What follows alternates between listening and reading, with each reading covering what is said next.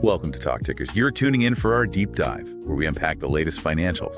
Today, we're digging into the SABIC Q1 2025 earnings call. We'll pull out the key insights you need. Absolutely. So starting with the top line for Q1 2025, SABIC reported revenue of $9.2 billion.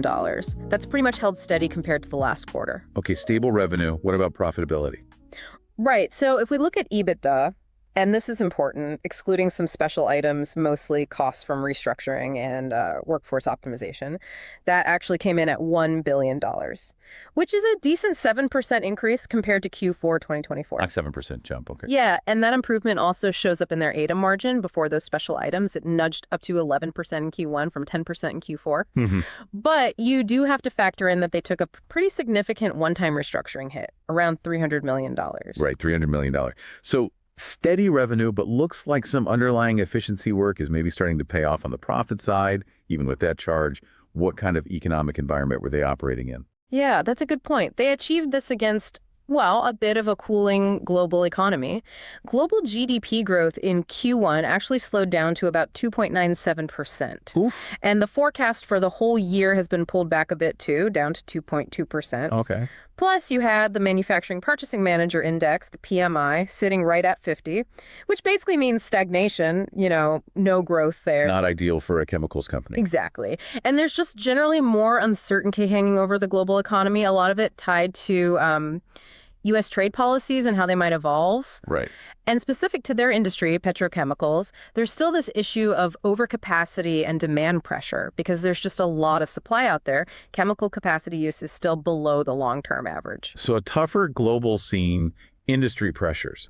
How did they manage to keep revenue flat and actually boost that underlying profit? Well, it seems like a few things helped. They pointed to a really significant improvement in safety. Their total recordable incident rate was down 27% compared to last year. That's impressive. And good for efficiency, too, usually. Often is, yeah. And they also highlighted winning 6 Edison Awards. These were for innovation in things like material science, green energy, clean water, food, agriculture. So they're still investing in the future. Investing in innovation. Anything else on the corporate side? Yes, they've got a new board of directors approved, bringing in, they say, greater diversity and expertise. Okay. And you mentioned the efficiency work earlier. They kicked off a strategic workforce optimization in Q1. Ah, yes, linked to that $300 million charge. Precisely. That was the one-time cost. But they expect this move to generate annual cost savings of over $90 million within about 3 years. So a future payoff. An investment in future leanness, so to speak. What about actual growth projects? Building things? Yeah, absolutely key for them. They said their major growth projects are on track. The big one, the Sayback Fugin Petrochemical Complex in China, that's aiming for mechanical completion in the second half of 2026. Still a way off, but progressing. Right. Then there's an MTBE project in Saudi Arabia that's moving towards mechanical completion later this year in 2025. And another big Saudi project, the LTRS Mega project, that one's actually finished, successfully completed. What does that one do? It boosts their production of MTBE, that's methyl tert-butyl ether, a gasoline additive, and apparently also cuts their CO2 footprint. So a double win there. Good stuff. Any sustainability news? Yes, a couple of milestones in China specifically. Their Shanghai plant got certified as a model green factory. Okay. And their Nansha plant is now in its second year running entirely on 100% green electricity. So it really sounds like they're trying to juggle present-day efficiency with, future growth and sustainability efforts. Yeah. What are their main goals for the rest of this year, 2025? They laid out basically 4 main priorities. First is operational excellence. Think safety, reliability, continuous improvement using digitalization, focusing on costs, boosting productivity. Standard stuff, but crucial. Right, the basics done well. Exactly. Second is transformation. This is about optimizing their asset portfolio, making sure it aligns with their core business. They mention the Alba transition completed in Q1 as an example that brought in cash.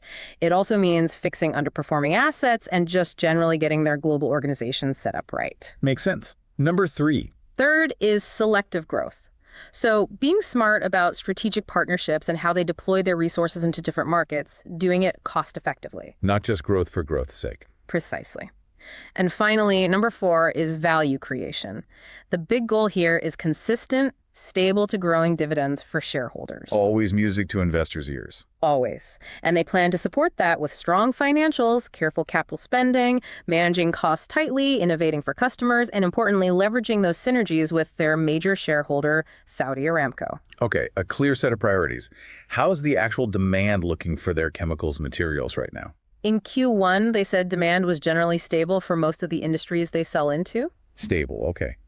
Any bright spots? Yeah, they saw a bit of growth in industrial applications, electrical and electronics, and also in hygiene and healthcare sectors. Interesting. And looking ahead? For the next quarter, they're expecting that stable demand trend to pretty much continue across the board. All right. Let's get a bit more granular on the financials. How did the different business units perform? Okay, so in their main petrochemical segment, prices and sales volumes were basically flat in Q1 compared to Q4. Flat on flat. Pretty much. Within that, chemical sales volume was up just a hair, polymer volume down just a touch. Total sales volume was 9.6 million metric tons. And the profit for Pitchums? The overall EBITDA was actually down slightly quarter over quarter. But again, if you strip out those special restructuring costs, the underlying EBITDA improved by about 10% to $689 million. Okay, so that underlying improvement theme continues. What about the other segments? Agri-nutrients? Yeah, agri-nutrients had a different story. Prices were higher in Q1. Seems like supply was tight and demand was healthy. Good for them. But their sales volume actually dropped 4%. They said that was due to lower production. So total volume was 1.8 million metric tons. And the bottom line there? AEDA, excluding special items, was $38 million for agri-nutrients. Okay. Any other key financial points? Balance sheet health? Yes, a positive note. S&P upgraded their long-term credit rating to A+ ton. That's a strong rating. Definitely. And their gearing ratio, which measures debt against equity, is sitting at 48%, generally seen as quite comfortable. Solid financial footing then. So based on everything, what's their overall guidance or outlook for 2025? Well, their outlook is kind of cautious, reflecting that slow economic growth picture we talked about. They're basing their plans on that revised global GDP growth forecast of just 2.2%. Setting expectations. It seems so. And in terms of spending, they expect their total capital investments for 2025 to be somewhere between $3.5 and $4 billion. Okay, significant investment still planned. Now, earnings calls always have that Q&A session. Did anything particularly interesting come out of the questions for SABIC? Oh, definitely. Q&A is always revealing. A few key things stood out. Someone asked about the timing for the savings from all this restructuring. Yeah, the $90 million flood. Right. Management basically said, expect more detail in the Q2 and Q3 reports. They did reiterate the $300 million one-time cost and the target of at least $92 million in annual cost avoidance. Okay, more details to come. What else? Portfolio optimization. Where are they focusing? They said initially, Europe and America are the focused areas for reviewing assets. Makes sense. Often tougher markets. Could be. But they didn't rule out looking at other regions later. Again, more info promised in coming quarters. Patience required. Seems like it. Trade wars also came up, the impact of trade tensions. They said, look, CFAR, no major supply chain disruptions, mainly because they have assets spread out globally. Global footprint helps there. Yeah, and they're actively looking at how they can shift supply around between those assets if needed. Smart.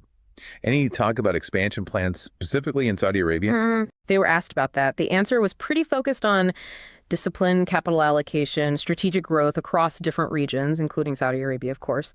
And they stressed the close alignment on investment with Saudi Aramco. Basically, no new Saudi project announcements right now, that they'll tell us if that changes. Keeping options open, but disciplined. And one more point, on their global strategy overall, it really boils down to cost reduction, margin improvement, cutting G&A, lowering fixed costs. That review of Europe and America is key, and they're looking hard at non-core assets, basically asking, can we do something else with these to get better shareholder returns? So a lot of focus on efficiency and making sure every part of the business is pulling its weight. Let's try and pull this all together then. For you listening, what's the main investor takeaway here? I think the key message is that SABIC isn't just sitting back. They're actively tackling this trickier global economy and the overcapacity issue in their industry. They're doing it through cost-cutting, strategic restructuring, being proactive. Right, not just waiting for the cycle to turn. Exactly. And at the same time, they haven't dished the long-term view. The continued investment in innovation and sustainability that shows they're looking beyond the current headwinds. And the dividend commitment. Still there. They emphasize delivering stable dividends backed by what looks like a solid balance sheet and careful spending.